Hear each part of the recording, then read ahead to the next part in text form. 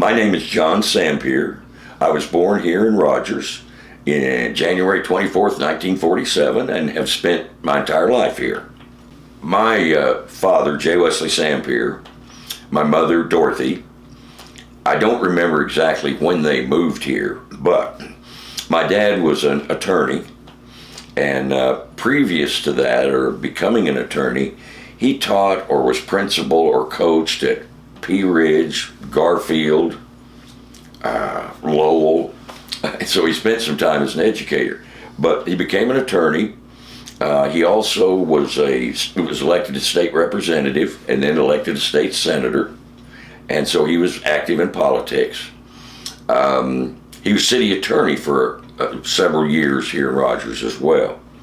My mother didn't work when I was in grade school, but after that she went to work and retired, ultimately working at the Rogers Hardware in downtown Rogers for Dick and Margaret Bean.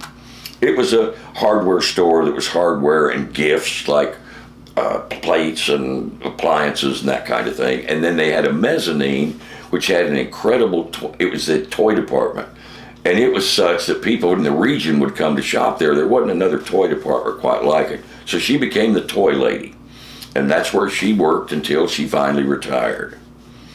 And then I had an older brother, half-brother actually. He's 9 years older than I am. He was from my mother's first marriage. Her marriage to my dad was her second marriage. And my brother's name was John Freshour, his legal name. She was married to a man named Freshour. And so his name was John Freshour, Jon. Interesting, when I went to his office in Washington, D.C. For the first time, and he was introducing me to his staff, and he said, "This is my brother John." And one of the ladies kind of twisted and said, "Well, your mother was real creative with names, wasn't she? This is John, my brother John." But that constituted my family. There aren't a lot of Sampiers, but Danny, we called him Danny locally. That was his middle name. So he was my older brother, and then my mom and dad. Well, you know, I've done this before. I was invited by an English teacher to the high school to speak to her senior English class, one of them. And I said, well, I would, but what about? She said, well, they just begun reading To Kill a Mockingbird. And she said, we're just at the point where Scout, the main character, was talking about growing up in Georgia, or whichever southern state it was, in the 30s. And she thought it might be interesting if I talked to them about what it was like growing up in Rogers in basically the 50s and the early 60s. And so I went out to do that. And as I told them, it was an innocent time, really, for kids. I mean, we all lived under the Cold War threat of nuclear annihilation. Remember the duck and cover drills at the school where a wooden desk was going to keep us from being blown away by a nuclear holocaust. Anyway, that really didn't enter our minds much. Of course, Rogers was much smaller at the time. The earliest population I remember was 5,222. The friends I had from my earliest memory were still my friends when we graduated from high school. There was, wherever we lived was, when we were kids, was where we lived when we graduated from high school. There wasn't a lot of intermovement. Most families were like ours, middle class.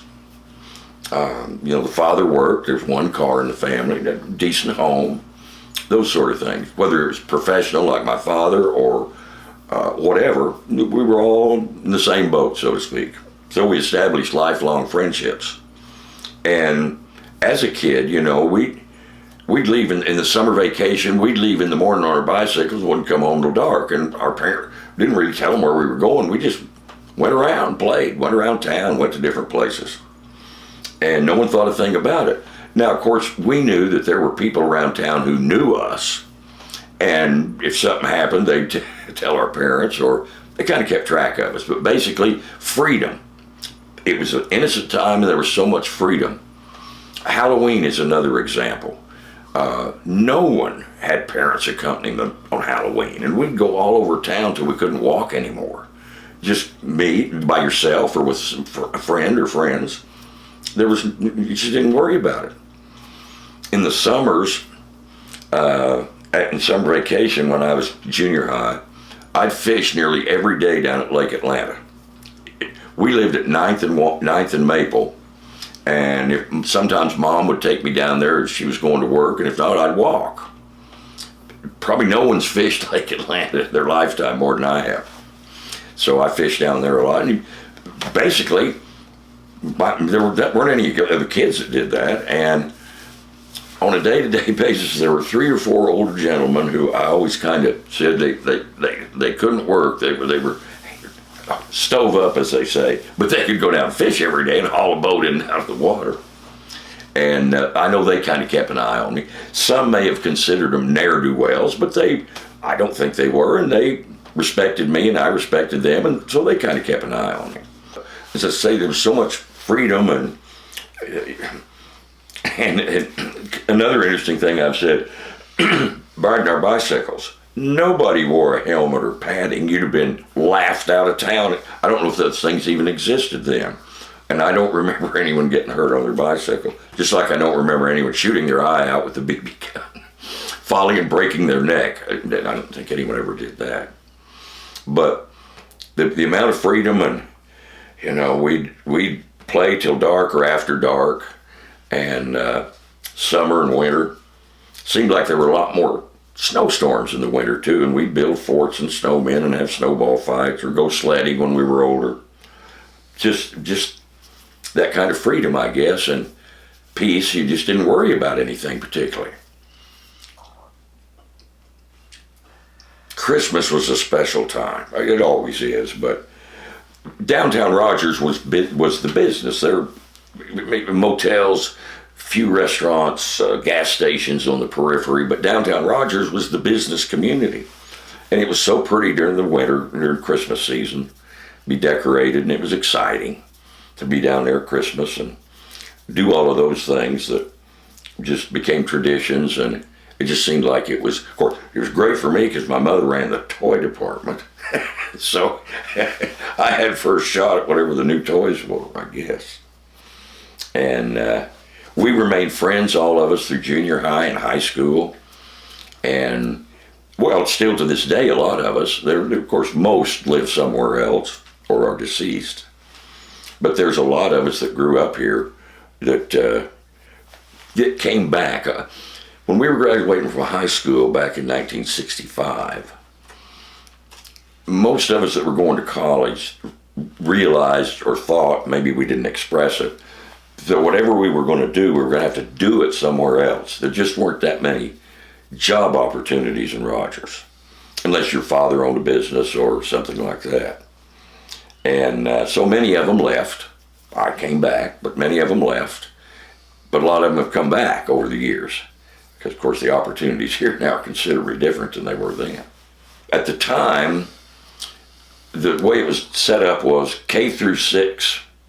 first through 6 was elementary school. I went to what at the time was called, it's Lingle School now. It was Central Ward at the time. Then the junior high was at what was called the old high school. It had been the junior high and high school previous to 1964, when the new high school opened. But it was a 3-story building on Walnut Street between 4th and 5th. It's gone now. And so after you finished the 9th grade, you went to the new high school, 10th, 11th, and 12th. And the new high school was kind of interesting. I was talking with someone the other day about it. It was built in such a way that there were no hallways. All of the classrooms, you entered from an outside door, which seemed odd in a climate like ours in the winter.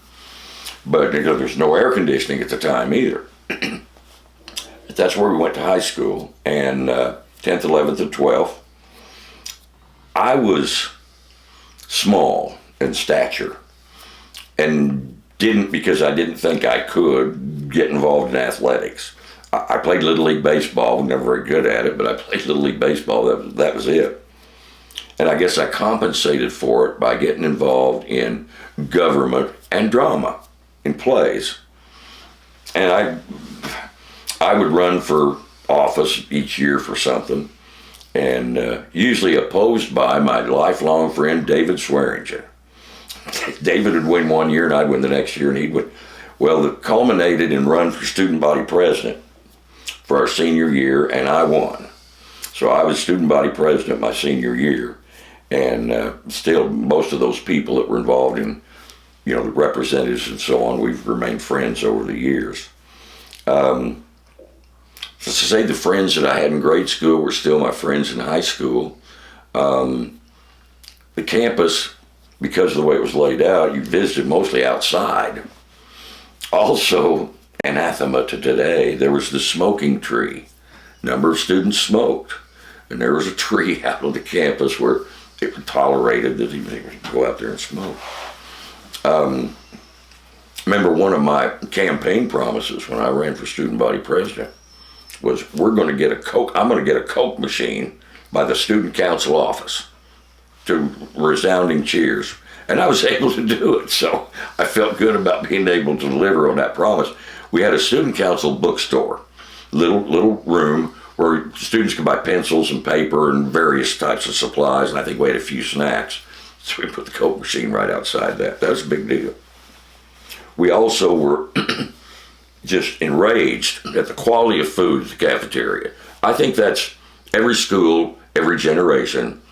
They talk about how bad the school food was. But some people decided we'd boycott the lunches one day. Now this is after you've already bought your lunch tickets, so they know how many to prepare food for, which means that all that food that was prepared that day was thrown out. Well, about 5 minutes into this celebrated boycott, Mr. Sutton, Howard Sutton, who was principal at the time, made an announcement, said all students report to the auditorium. At which time he explained that we wouldn't do that again, and we didn't. I was just a bystander in that, of course. But so our outrage passed. I think the food did improve, though. Who are some of the teachers that stand out in your memory? Well, one of the most influential to me was Charlotte Brewer, who was the longtime biology instructor. And while she was feared or disliked by many, I think, I enjoyed life sciences so much that I really enjoyed biology. And I'd even go down to her room during lunch, and sometimes we'd eat lunch down there and visit. And she also would there were 3 or 4 of us that kind of palled around down in her room, and she'd take us cave exploring. Of all things, no other students wouldn't have believed it. We're including her crawling on our stomachs through some of these caves, and she always baked a chocolate cake for us when we went caving with her. So when I came back and started teaching in Rogers, she was still teaching for a year or 2, and then she retired, and I became the sole biology teacher at the high school. The Reagan sisters, the storied, iconic, legendary Reagan sisters, were favorites. I mean, they were just such sweet people, so knowledgeable, and you respected them so much. Even many, many years later when I was a teacher, and even beyond that, there's no way I would have called them by their first names. It was Mrs. Reagan, the Mrs. Reagan, the 2 of them. Just that much respect. There was a young male teacher named Robert Haynes, who taught psychology, and I took that. And being a young male teacher is kind of unusual even at that time. I really liked him, and he was young and, full of life and that kind of thing. And so I ended up being a psychology minor in college. I enjoyed the subject, so that kind of led to that. The drama teacher, and I can't remember her last name, Joy something, was influential because I was in the junior class play and the senior class play, and then I was involved in the drama department's annual talks or speeches or elocutions or whatever you call it. So she was very influential. Although I was never in athletics, Coach Gary Bond was someone that you looked up to and a role model.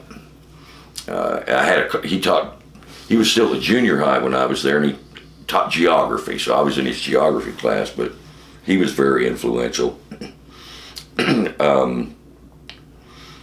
I think those are the main ones I'd think about. So talk to me about after you got out of high school, how did you go from high school to through your career path to eventually politics? Sure. My maternal grandfather was a charter member of the U.S. Forest Service when Teddy Roosevelt started it, and spent his lifelong career there. And his last job, and existed for many years, he was the man in charge, the supervisor of Teton National Forest in and around Jackson Hole, Wyoming. I really thought it would be wonderful to be a forest ranger because I love to fish and hunt. And so my dream was, I'm going to do that.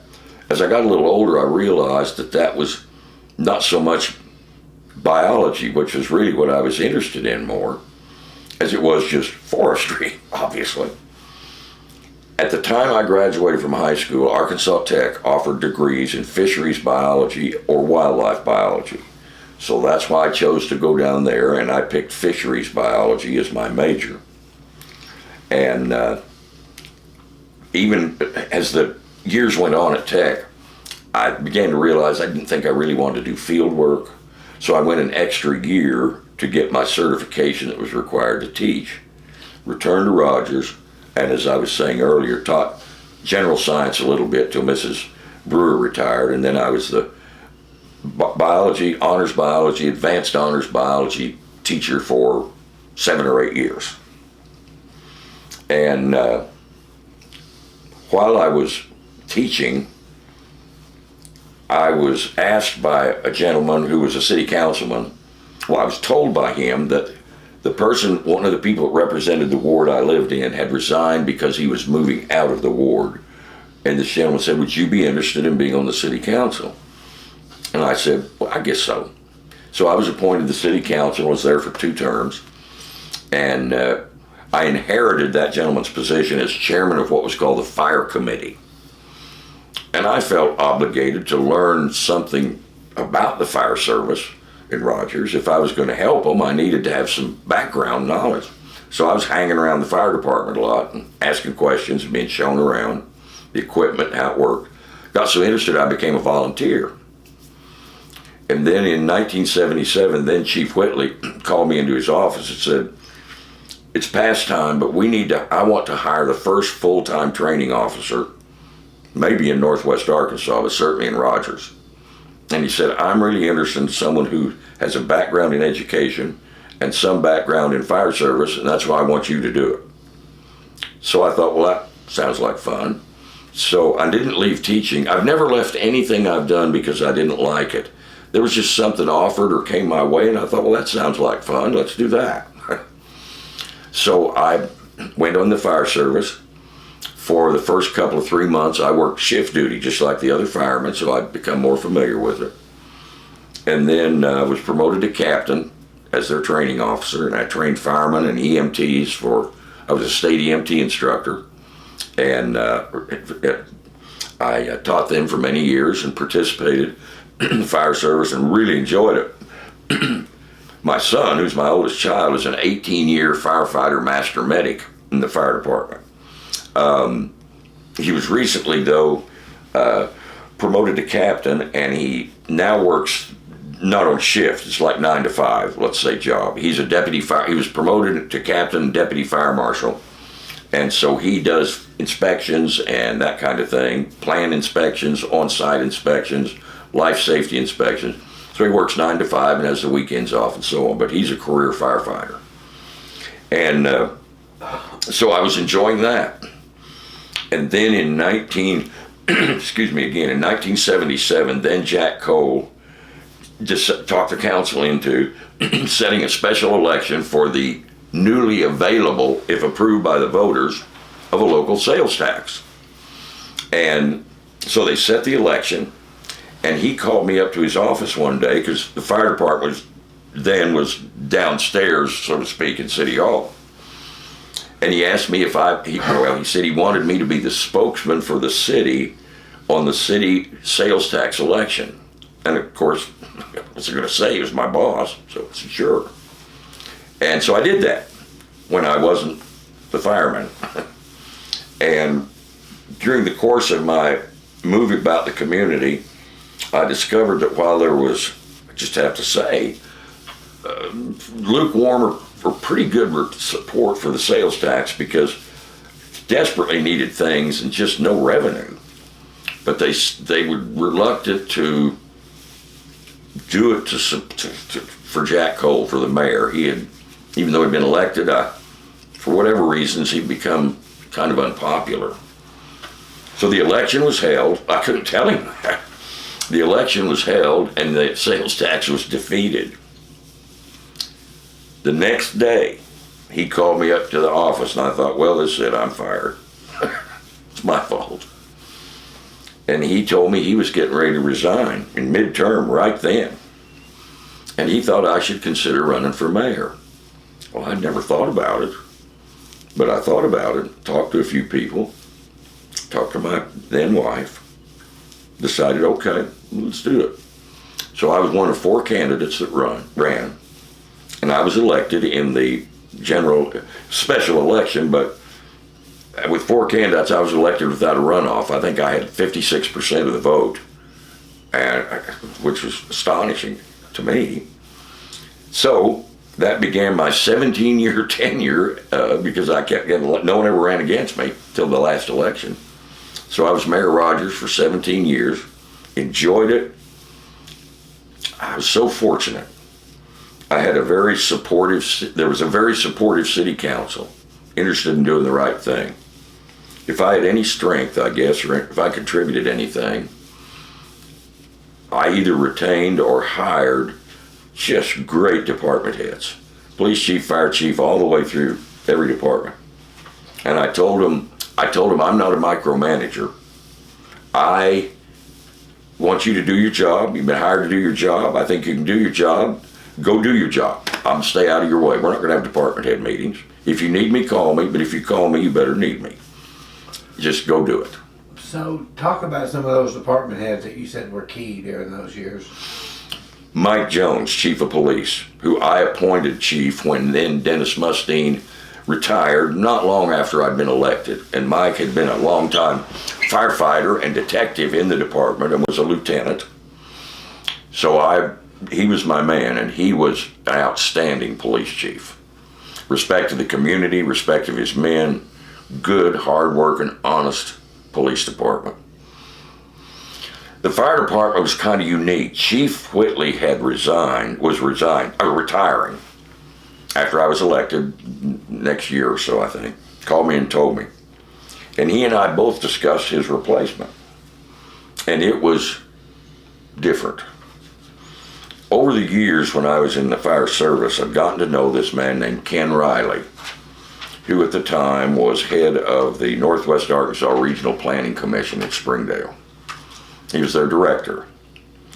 And he did a lot of work. That group would do things for fire departments, copy things, do things they couldn't do themselves. And he was very knowledgeable about the fire service. He was an excellent manager. And Chief Whitley said, I believe it's time to hire a good manager, irrespective of how much fire service experience he has. Well, it wasn't easy, and I agreed with him because I'd seen Ken Riley in operation. So he was not a firefighter, he was not in the department.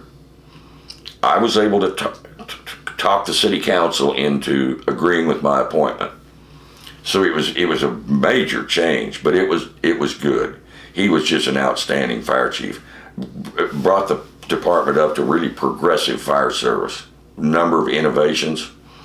And his public relations skills were a little lacking. And he had a very loud, booming voice, and he intimidated some people. I'd visit with him about that from time to time. But he was an excellent fire chief. The parks director, Jim Welch, he was a graduate of Tech just like I was. I didn't know him, but I knew his brother who played football down there. Interviewed Jim and hired him, and he was just exactly what the department needed. Even when we passed the sales tax later, because we were so far behind in some things, I'd have to say that the bulk of the money would go to police, fire, and streets, just because they're just so desperately needed. Parks, library, museum, those things kind of, they were funded, but not at those levels.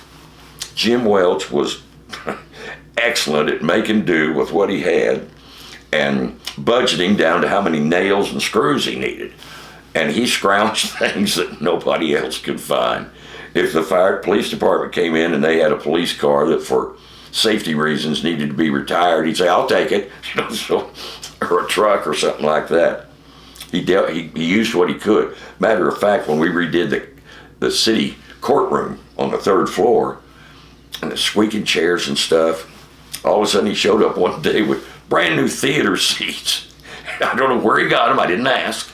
So the courtroom was really decorated nicely with those new stadium seats. He was great.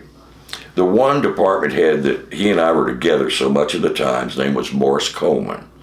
And if you go down to the city administration building now, you'll see it's named for him. And he passed away a number of years ago. He was director of transportation and planning and everything else. I mean, if something came along that we didn't have a department head for, the council, we'll let Morris do it. And he'd always do it. He was just someone that you could depend on to do the right thing.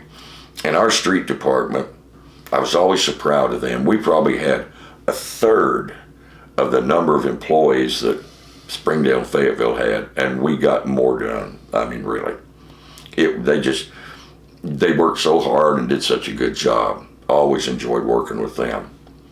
The library and the museum were as important to me, and the cemetery were as important to me as any department could be. And we were able over the years to develop enough funds in sales tax to really, no one ever got everything they wanted, any of the departments. When I do the budget every year, which was one of the laws that the mayor's required to draw up and administer the budget. Mayors don't have as many powers as most people would think by law, but that's one of them. So I'd ask the department heads, tell me what you need. We'll look at it, shuffle the revenue with your requests and see what happens. And they weren't putting things in that was fluff, but you know, they seriously needed things and we couldn't afford all of it. So I'd go back and say, well, you got to cut this percent or this many dollars. You decide what. I'm not going to tell you what to cut out. And we do that every year and tried to be a little more lenient with the smaller departments as much as I could because their budgets were not real big. But gosh, museum that we're proud of and look at the way it is today, the library. Two of the things that I heard when I first ran for mayor, most from people were, what do we need to do? Get the dogs off the streets and make sure the cemetery is kept up consistently. Interesting. Up until we passed the sales tax and were able to afford a full-time employee at the cemetery, the parks department would mow it 1 month and the street department would mow it, and that's all that's what they would do.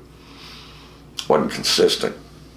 So we were able to hire this man as the cemetery sexton, and he maintained the cemetery. I think he was able to hire one employee, budget-wise. Did a number of improvements. People were pleased with it after that. And as far as the dogs go, I knew that we were able to finally rein them in, and with an animal control officer and encouraging people to get them vaccinated, keep them up, don't let them run free. My father, who many people knew, was a walker. I mean, he'd walk 5 miles every day, irregardless of the weather, rain, snow, sleet, whatever, 5 miles every day until he suffered the first of a series of small strokes in his late 80s. But until then, 5 miles every day. Well, I don't know, if it was real bad, he bought a little, stood about this high on legs. It was like a mini trampoline, square. Some people may have seen these are round. He's probably the only person that ever wore one out. Because he calculated, if he couldn't get out, he would jump on that thing till he'd done 5 miles. Well, he used to carry a stick with him, a club, because of the dogs. I knew we'd made some headway when one day he said, John, I don't need to carry a stick anymore. So I knew we were making headway with the loose dogs. So I was proud of every department and was fortunate in having department heads that were dedicated and hardworking and just made it a pleasure. And then finally, but most importantly, the citizens of Rogers were supportive. I mean, when we went to them the second time for the sales tax, the city council and I had considered what we needed, asked the department heads what they needed, asked the citizens what they would like to see, and then put it all together and put it on the wall and said, if the sales tax is passed, specifically, this is what we're going to do with this much money and this much money and so on. These streets, the policemen, firemen, whatever. Sales tax passed, big time. And that was a general purpose sales tax, which remains in effect. It's for the general fund, mostly for operation and maintenance and employees' salaries. Then when we came up and asked for another sales tax penny for a bond election to do specific projects in every department, what was most needed. And again, we said, based on our surveys and what you've told us and what we think needs to be done, being with it every day, this is what we're going to do. And after enough years had passed where the penny was going to go out of existence because it had done everything, we'd go back and say, okay, we said we did all these things. We want it renewed because we want to do these things. They've never turned that down. They've always supported because we've done what we said we'd do. And so the support of the citizens was just very gratifying. When you were mayor in the early days, you talked about regional planning and planning. What outlook did you have for the growth? I mean, what were you looking at back in the day? To grow the economy, probably two things. It was still a time where it was possible to go to places and talk to industries in different areas to entice them to come to Rogers. Most cities did that kind of thing, and we were included. So when I was first elected, and most of my time when I was younger, the main employers in Rogers were industries. I couldn't rattle them off now, all of them. So we would continue to go based on things we'd heard to industries here and there, try to get them to come to Rogers. So we knew that we needed to be friendly to industrial development, and then with existing industries, help them so they could expand if they needed to. And then secondly, tourism. Because two things changed the face of Rogers forever. They occurred at about the same time. When Beaver Lake was impounded, not only did it provide a stable water supply, I won't say forever, but as far into the future as any of us need to think about, and tourism, boating, fishing, that sort of thing. Now, that's not why it was built. It was built for flood control and power generation. As a water supply and for recreation, it's purely coincidental as far as the Corps of Engineers and the Southwest Power Authority are concerned. But that really set the stage for tourism. And the other one was when the city leaders talked Daisy Manufacturing into moving to Rogers. That wasn't the first industry, but it was the first one that was courted by city leaders. And when they moved here, creating a lot of jobs, good jobs, I think city leaders thought, well, hey, maybe we can get some others. So industries encouraged to come here, tourism. In some ways, tourism and retirement fit in. We noticed a number of people from particularly the cold north that were looking to move south. Bella Vista attracted a lot of them, but they'd come down for that and they'd look around and maybe decide to come to Rogers or Bentonville or Springdale or Fayetteville. That was another part of it. And in order to be attractive to that, we knew we needed to have city services that were commensurate with what we told them Rogers was like. We needed to have adequate police and police equipment, fire and fire equipment, parks, library, all of those things needed to be as good as we could possibly make them. So all of that was something that they could look forward to as quality of life here. I would say those were the things we really worked on. What are some of the other accomplishments you had as mayor, or things that happened that stand out? Well, when I was elected in 1981, there were still 18 miles of unpaved streets in Rogers, if you can believe that. Well, we got them all paved. Drainage was a big problem. There was no drainage ordinance. And there were roads in Rogers that under a big rain, our street department just automatically went out and closed them. And in the winter, those same roads that were unpaved and that would flood in the summer would bog down in the winter with snow or ice. Buses couldn't get through. In other words, we'd close them again. So we started trying to beef up the street department and the funds available to them, because the street department didn't pave roads. They didn't concrete or asphalt roads. We had to hire that done. So we needed the money to do that, and then for enough people in the street department to make repairs when needed and to help do public drainage.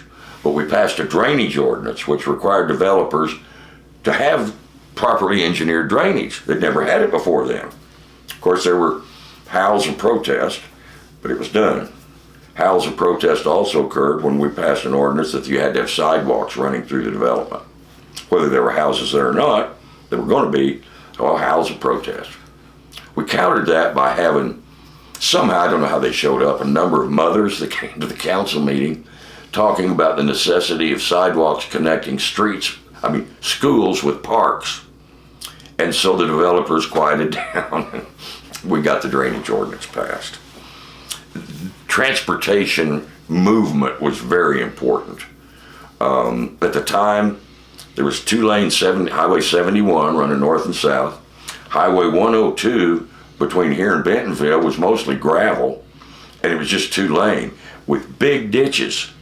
If something stalled on that highway, that lane was, you couldn't get off. It was just big ditches on both sides.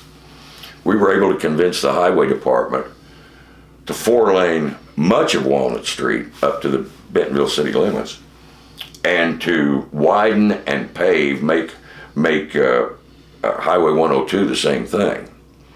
And imagine what it'd be like today without that. And then,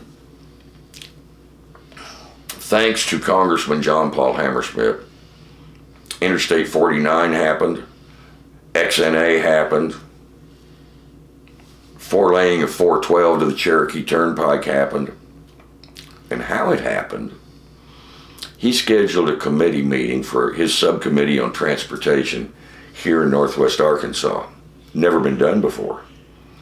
The local business leaders, industrial leaders, community leaders had convinced John Paul of the desperate transportation needs we needed to move traffic and to move commerce.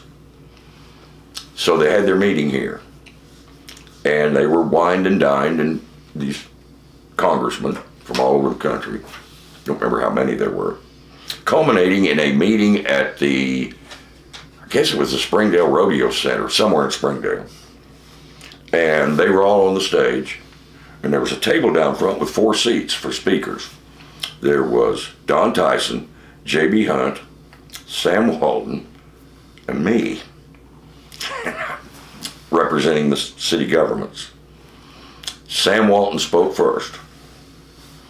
We would present information about why we needed this interstate, why we needed an airport that was all weather and could handle commercial traffic.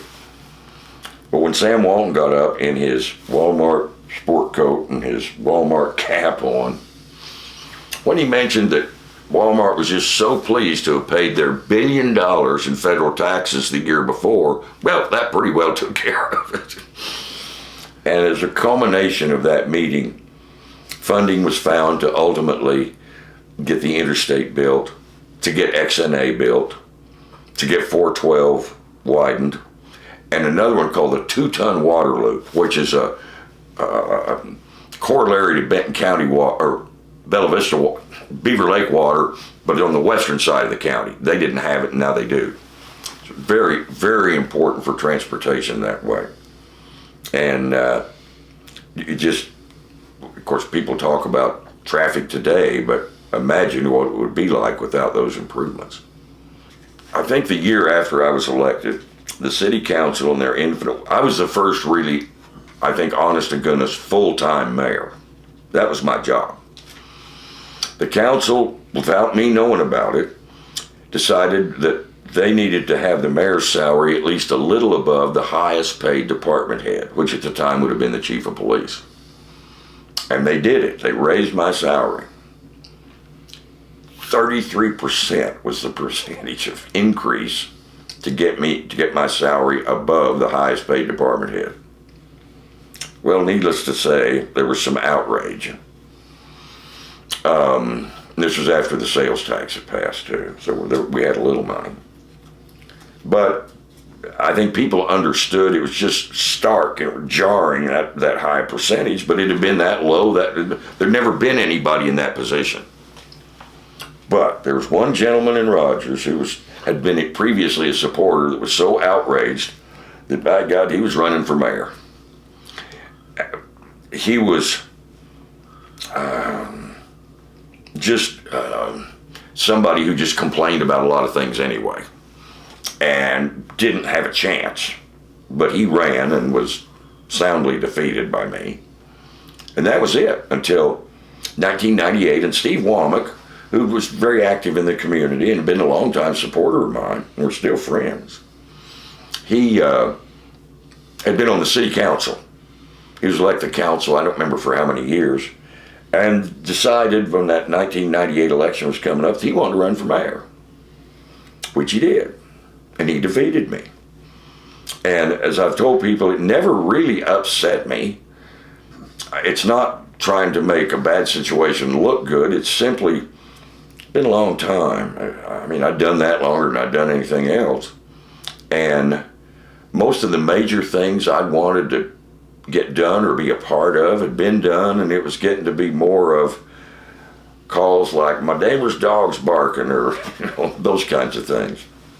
So I never did really grieve about it. And after he was elected, I was offered a job at Perry Butcher and Associates Architects to do marketing and that public relations for them, which I did for a few years.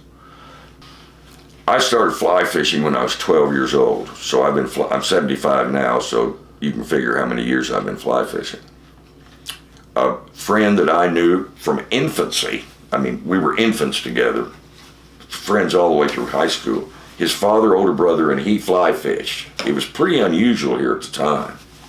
But I fell in with them, and through practicing and watching them, I learned to fly fish and loved it. Matter of fact, in the summers when I was in junior high, I'd spend nearly every day down at Lake Atlanta fishing with a spinning reel. I loved to fish. So, but I'd never fly fished. And this was before hooking up with that friend and his brother and dad. There was an older couple who lived next door to us, T.C. Moore and his wife, and he fished a lot. And one day in August, he saw me out in the yard, and he said, "John, go catch some grasshoppers. I'm going to take you fly fishing." Well, I didn't know what it was, but it was fishing. So I caught grasshoppers, and we went out to the White River before the dam was here, and it was low in August, fishing for and catching channel catfish. That was my first fly fishing experience, was channel catfish. Well, then I went with my friend and his brother and his dad and loved it. My mother's younger brother ran the boating concession on Jenny Lake in Grand Teton National Park. You know, there's Yellowstone, Grand Teton, and Jackson Hole. I went out after my sophomore year in the summer just to go out and enjoy it for a few weeks, a couple of 3 weeks, 4 maybe it was a month. So my parents took me down and put me on the bus. I'd never been anywhere by myself. Put me on the bus to go all the way across the country. And when I got up there and got to the boat dock, and they lived right there on the lake in the summer, gosh, it was just wonderful. So for 11 summers, he hired me, and for 11 summers I ran the boat dock, guided some, fly fished all over western Wyoming for cutthroat trout. It was like something they make movies out of. Loved it. And I'd really started fly fishing seriously here for trout at Roaring River State Park, just over the line in Missouri, that many people will know about. Enjoyed that. Fly fishing those western streams, you know, during since my mother's side of the family were Jackson Holers, due to my uncle and others that were natives, I knew places to fish that only natives knew. And I'd go out on my days off even and fly fish. And during the course of the day, never saw anyone else, but I might see elk, moose, beaver, otters, eagles, all those sorts of things. So it's like movies are made out of that. I was pretty much retired when I heard about Cabela's coming to Rogers. And it was interesting to me and satisfying because when I was mayor and we would do community studies, you have focus groups, you know how those things work. What do we need to do? What do we want Rogers to be? What do we need to concentrate on? And I said, in one of them, I said, for tourism, for fish, we need a Cabela's in Rogers. Lo, these many years later, I was right out on the interstate, not far from where they built, when Mayor Hines called me. He said, guess who's coming to Rogers? I said, who? He said, Cabela's, and I nearly ran off the highway. That was exciting. When I was at Tech, those of us in fisheries and wildlife, when we get the Cabela's catalog, it was like the toy catalog for kids at Christmas, for hunting and fishing and camping and everything outdoors. Exciting. Best, biggest outfitter in the world.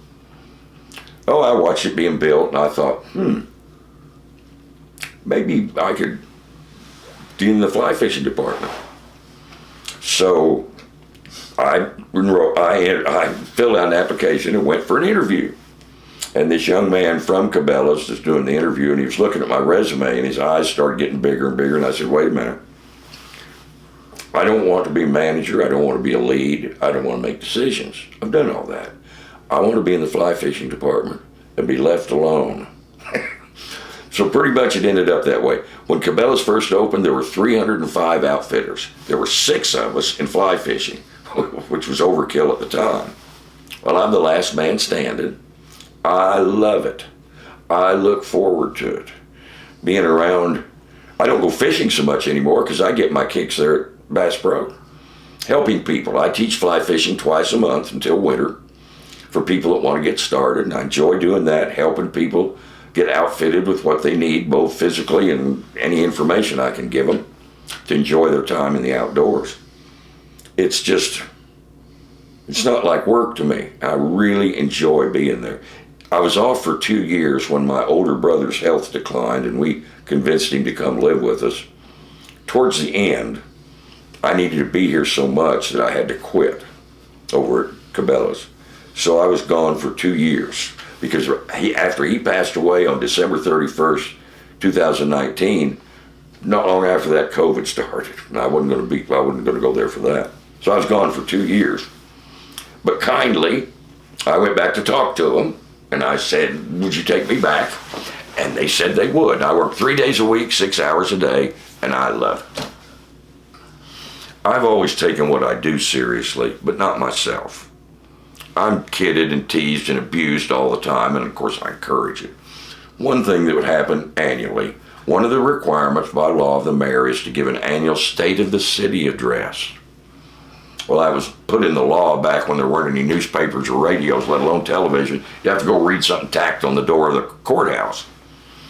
But I would do it. The Lions Club, Rotary, Kiwanis would ask me to come shortly after the first of the year to tell them about the state of the city. The Lions Club. Every time I was introduced at the Lions Club and stood up, they were luncheons, by the way, they'd throw their napkins at me and leave.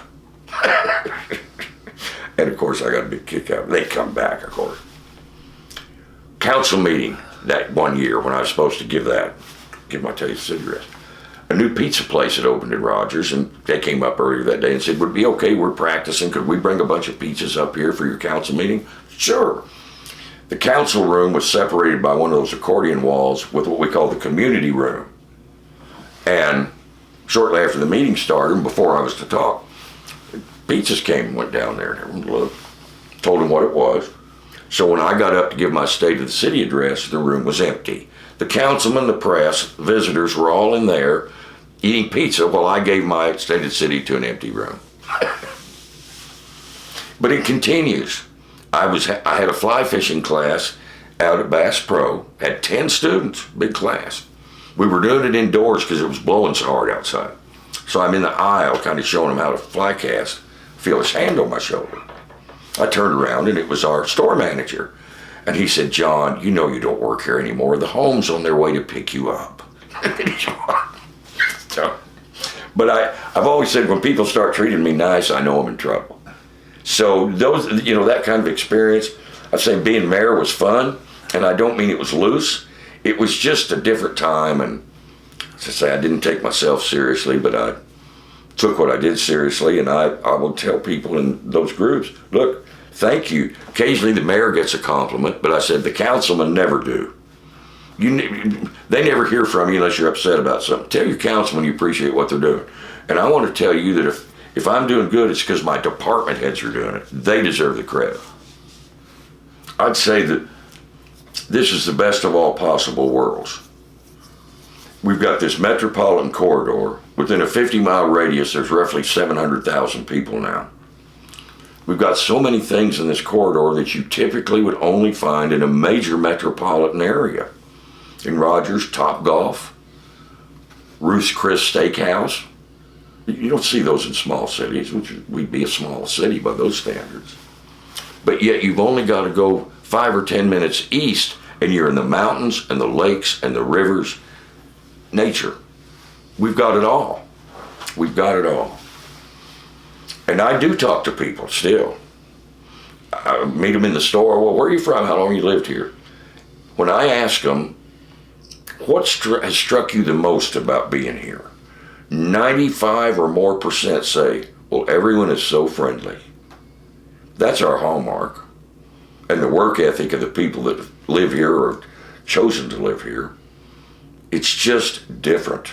Good different. You have to come here. You have to come here to understand it. You can't read about it. You've got to come here. But we also say, don't invite someone here you don't like, because they're going to move here. And it happens. Oh, I've been hearing that a lot. Okay, let me complete this sentence for me. My favorite thing about Benton County is? The people. The people. Whether they were born here or moved in here. Even some hardened Northeast people become just like us. One, to illustrate, Beckert Steel in Rogers is a Belgian company. And the first manager was a Belgian expatriate that was here for 2 or 3 years. He drove a pickup truck, lived up by where I lived at the time. One day we were talking, he said, John, I don't know how I know so many people. I'll be driving to work and the car waves at me when they come. We just do that. Say hi to someone on the street. We're just loquacious. We're friendly.